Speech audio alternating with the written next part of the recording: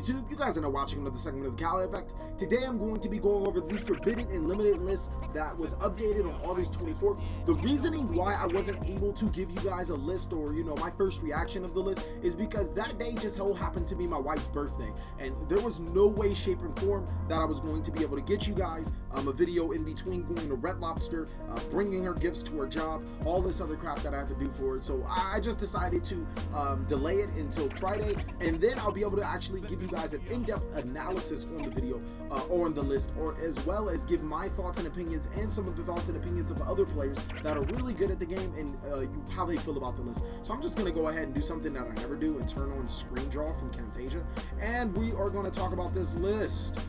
No, we're not. That doesn't work. Let me turn off screen draw because I can't see it. Whatever. Banned is Performapal Monkey Board, and it's coming from the Was Limited category. Now, Performapals are that deck where I feel is, what's that dang card name? Is Performapal Pendulum Sorcerer still unlimited or even still limited? Does it still exist? Yes. Will this deck still be able to compete? That's a pretty good question, because Performapal Monkey Board almost sets the scales for you, where you can activate Monkey Board, search Scrollback Joker, summon Scrollback Joker, search your other Performapal cards, set the scale, and then being able to Pendulum Summon, and then after that, destroy your Lizard Draw or whatever, and then draw a card. Performapal Monkey Board was a really cognitive piece to the strategy, and at the same time, while they do lose Monkey Board, they're getting so much Odd Eye support. It feels like that Odd Eyes Magician Performapal is going to be the way to go, with Pendulum Sorcerer still being a factor in the game, because you can still search cards like Lizard Draw, Guitar Turtle, even Scrollback Joker to your side of the field. It just might not be as big as a piece as we have seen in past formats. I think that Monkey Board does force Pendulum players to think different, but at the same time, I think that this still could be a deck that will be able to play Yu-Gi-Oh! Next is Kaiser Colosseum being banned. Now, a lot of people are scratching their heads at this card, and I'm going to give you guys a really good reason why Kaiser Colosseum should be banned, or why it should stay banned, and why it should have been banned a long time ago. Kaiser Colosseum is a very ill-designed card. So let me put you in this hypothetical. I have a card, Kozmo Dark Destroyer. I start off with a Kozmo Dark Destroyer on my side of the field and activate Kaiser Colosseum. Now, this puts you in a very bad conundrum, mainly because you would have to use spells, because nobody really plays traps. You would have to use spells or traps to get over my Kozmo Dark Destroyer, or you can just summon your lone copy of a monster and hope that somehow it makes a monster to out my Kozmo Dark Destroyer. Now, keep in mind, Kozmo Dark Destroyer is limited on this list, but it is a 3K beater with untargetability. We can even substitute that for a Leo. 3K beater with untargetability, and on top of that, Kozmo Dark Destroyer in itself replaces itself, so Kaiser Colosseum will always be a live card, quote unquote.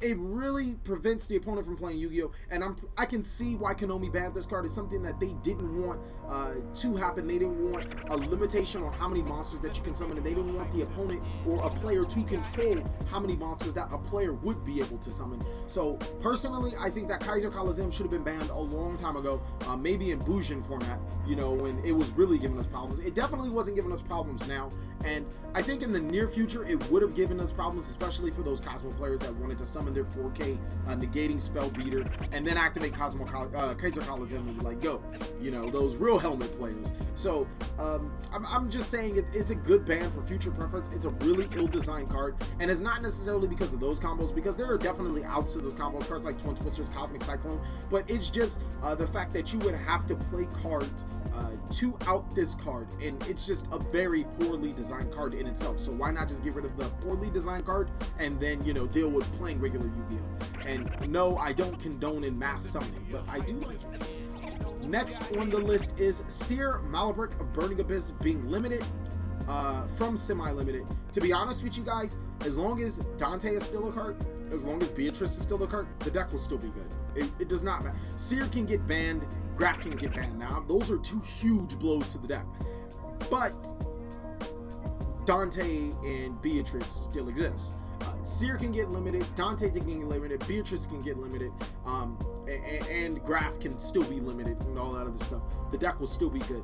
And the reasoning behind that is because Dante is still a card. I'm still able to mill 3. I'm still able to recurse my Dante with Seer. I'm still able to overlay the Beatrice, and while I can't make multiple Beatrice, I really can only need one Beatrice. And Phantom Knights are still a very good support for this deck.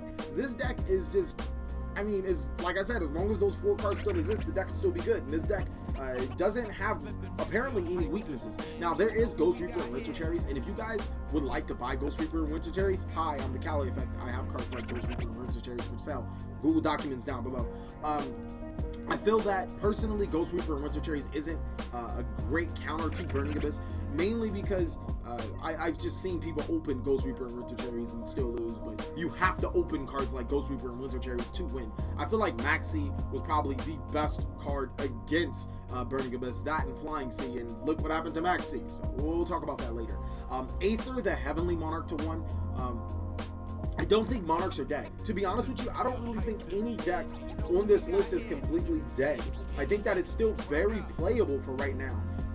Monarchs just got the biggest D of all time, because I've never really seen a list where, you know, cards were completely unlimited for this deck, and then they just go bam, bam, bam, bam, bam. You know, just like completely say, you can't play this deck. And I would say in that aspect, Domain Monarchs are dead. But I know I'm wrong, because I even right now, as I'm looking at this list, extra deck Monarchs are still very much playable. Aether at 1 limits the interaction on your opponent's turn, which is the same reason why Artifact Moral Attack is on the list. I feel like anytime you can have interaction on your opponent's turn to prevent your opponent from playing Yu-Gi-Oh! Or to prevent your opponent from doing the strategy, the card should be limited, like Artifact Moral Attack, Beatrice, and Aether. Mainly because, like I said, it's preventive Yu-Gi-Oh! It's preventing your opponent from actually playing Yu-Gi-Oh! And while I do think that Aether is a pretty fair card, the cards that used in conjunction with Aether were very, very dangerous, such as the Monarch, Stormforth, plus Aether. Tributing your opponent's monster and then interacting on their turn was pretty much in there. But most importantly, I think Aether was a safe limit, not to prevent Monarchs, to prevent Domain Monarchs. So, on to the next card. We're going to be talking about Kozmo Dark Destroyer 2-1. Now, I'm going to be very, very, very frank with you guys, and I know I'm going to upset a lot of Kozmo players, but from a competitive standpoint, literally, not your local level event, from literally a competitive standpoint, so the YCSs and, you know, high level events from the last couple of months until now, Kozmos suck. They're dead. They're not a good deck. They were very subpar to Monarchs, which is actually a good thing that this list is out, and why I feel that they'll be more relevant now than before. But for right now, we're just going to be talking about how bad Monarchs or Kozmos were before and why they shouldn't have been hit. They're a very subpar deck. They lose to cards like Monarch, Stormforth, which was at 3, and Pantheism was at 3 at the time. So they basically lost to Monarchs almost every single game. A lot of people will argue, oh, you just run Dark Planet. Let's face it, Dark Planet is not a great card. But they lost to stuff like that. They lost to Kaijus really hard. Like, you know, Kaijuing a Kozmo Dark Destroyer, it was pretty rough. And the deck just required so much for going your favor for you to win. Now, granted, they have some awesome cards like Cosmo Joe, being able to destroy, you know, a Dark Destroyer and then banishing your opponent's prime and all that other stuff. That's awesome. But they lost to the best deck of the format, and then Pendulums still had Ignister, so it was an uphill battle anytime your opponent summoned Ignister against you. And it was also an uphill battle every time your opponent sided Kaijus against you. And they didn't side Kaijus because of you. They sided Kaijus because Kaijus are really good. And then on top of that, it was an uphill battle against the #1 deck of the format. So Kozmos were really bad at this format, but this list definitely helps them more than it hurts them. Dark Destroyer to 1 is their main strategy. It was their OTK combo, but I could still see Demise Kozmo. A lot of players have been saying they can still see Demise Kozmo being a deck, and personally, I think I can see a different variant of Kozmo being a pretty decent deck. Next is Majespecter Unicorn Kirin. This card was very badly designed, literally. I read this card for the first time, and I had to read it like 6 or 7 times, like when it very first came out, and I was like, why isn't this card good? And then my stupid self, I was like, oh, this card's trash, and just threw it to the side, mainly because it said Majespecter, and all of the Majespecter scales were 2 and 5. And I was like, I can't pendulum summon in the Majespecters. Plot twist, you can pendulum summon in other decks. And that's what made this card really good. Being able to bounce cards like Performapal, scroll back Joker to your hand, and then opponent's monsters was pretty good, and being able to disrupt your opponent on your opponent's turn, interaction on your opponent's turn has always been really good. To be honest with you guys, a lot of these cards on the list provided some type of interaction on your opponent's turn or some type of super brokenness where your opponent couldn't do stuff. That's like, let's be real about this forbidden list. That's pretty much half of the cards on there. Except for like Grand Mole and Night Assailer, because those been there for like forever. But Unicorn definitely deserved a hit. Even without all these hits, I feel like Unicorn should have went to 1 regardless. Beatrice, the Eternal Lady, is really not much just to talk about this, because this is like the dumbest hit ever. I mean, it's smart because your opponent now, Burning Abyss players can't make like double Beatrice and all this other good stuff, and then they can't special summon Beatrice like through Seer and stuff, so that's awesome. But then at the same time, if you want to kill a deck, just ban Dante. Like seriously. That's literally the only way to prevent players from playing Burning Abyss or PK Fire. I still do believe in this deck being good, but if you want to kill the deck, just ban Dante, and the deck's dead. Like there's nothing that can be said about this deck, and I'm pretty sure somebody will play like Monarch BA and then just use the BA as a tribute for a Monarch and not make Dante, which is still crazy, but this deck is just insanely good. Another year of Burning Abyss. I like that. I really do. No sarcasm. Emergency Teleport to 1. This card has been bouncing on and off the list since its inception, since Teledad. Now, Emergency Teleport was put to the list, presumably to think, obviously not because of, what's that deck called? Not obviously because of Metal Foes, but they were put on the list because of Kozmos, and I very much think that this is very warranted, because Emergency Teleport Dark Destroyer was a thing, and it was pretty bad. Now granted, Dark Destroyer is at 1, and they're basically trying to say, hey, don't play Kozmos. At the same time, I feel that while this card was extremely good and helped Kozmos a lot, they don't need this card. And I know that you guys should hear me say they don't need this card. I say it hesitantly, because I'm very much in the corner of Kozmos being a good deck. This format, if not a good deck, or if not a better deck than last format. Emergency Teleport to 1 isn't that much of a hard of a hit, especially since, it is what it is. I can't really justify it not being a bad hit. It's a pretty hurtful hit. Pantheism Monarchs to 1.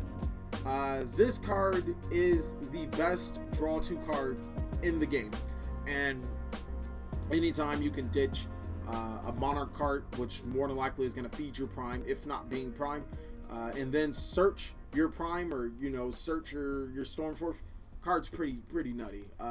Not really much else to say about this. This is literally, like I said, it's the best card in the game, but this is, or best draw card in the game, but this is why you should probably play extra deck Monarchs, because you can just Beatrice this to your graveyard and then just add it to your hand with a DM. But we're not going to talk about that. I'm going to let you guys pick what deck should I play. Pendulum Call the 1, we should have seen that coming, to be honest with you guys. This card's pretty busted. Being able to discard 1 to search 2 Magicians and then prevent your opponent from destroying it. But more importantly, I don't think that it's on the list because it's busted, because there are a lot of busted cards that are off the list. Preparation of Rice. Their Pendulum Call is a pretty good strategy to the Pendulum aspect, and Konami doesn't want you playing Pendulum Magicians. I don't know, they just don't want you to play Yu-Gi-Oh anymore. So Pendulum Call the 1 is a very progressive move for Konami to get you to play something else. The Monarch Stormforth to 1, you guys should have seen this coming. To be honest with you guys, I said make Monarchs playable, put Stormforth to 1, and leave everything there. Now that I think about it, Stormforth to 1 might not have been the only thing that would have needed to be hit to 1 for the deck to like balance out. But then at the same time, I think that this list maybe I have to playtest still, might be an overkill. Monarch Stormforth to 1, obviously less interaction on your opponent's turn. There's really not much else to be said about that. Next to semi-limited, now we can talk about the good stuff. I lied. Maxi to 2. To be honest with you guys, I don't like this. I just don't like this. it makes sense from a standpoint as I don't want to reward players off the opponent from playing Yu-Gi-Oh! But then at the same time, I don't want my opponent special summoning 8 million cards unchecked. Like, if my opponent established some huge ass board and I can't draw off of it with Max C to counter their board, then, you know, I lose. So I can understand it from like the first standpoint that I said, but then at the same time it's like I don't like this. But at the same time, now I can special summon with a less chance of being maxed. I'm not gonna lie. A lot of times I would start playing when I was playing Heretics or Yang Zings, I'd start special summoning. And then I was like, if you have maxi, I scoop. And my opponent would show me the maxi, I'd scoop. Mainly because I knew my opponent would gain so much advantage, it would just be, I wouldn't be able to break it.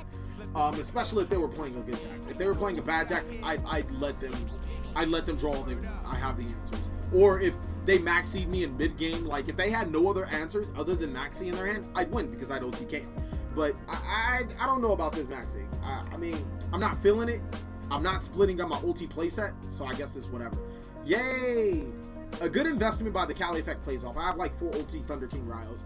I love this card. Do I think it's degenerate? Oh yes. Preventing your opponent from searching, tributing to stop special summons from the extra deck, such as, you know, contact fusions, exceed summons, synchro summons, pendulum summons if the card wording is still right, if I believe. Oh yeah, Thunder King Riles is pretty degenerate. I'm gonna play the living daylights out of this card. I love it. Wind Up Magician to 2 doesn't do anything. I would love to see windups thrive, but I genuinely don't think that this does anything. We'll see.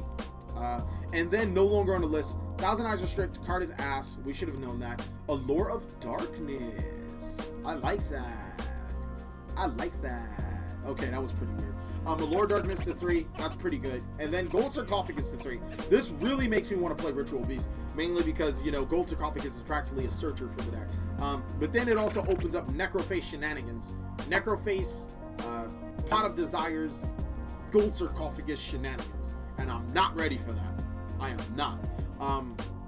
Thank you guys so much for watching. If you guys wait until the end of the video, I'll show you what decks that we're going to play. Because we're not going to play DDD or Shut All Trains anymore. You guys get to pick out of these decks. Thank you guys so much for watching. Go ahead and watch this next video.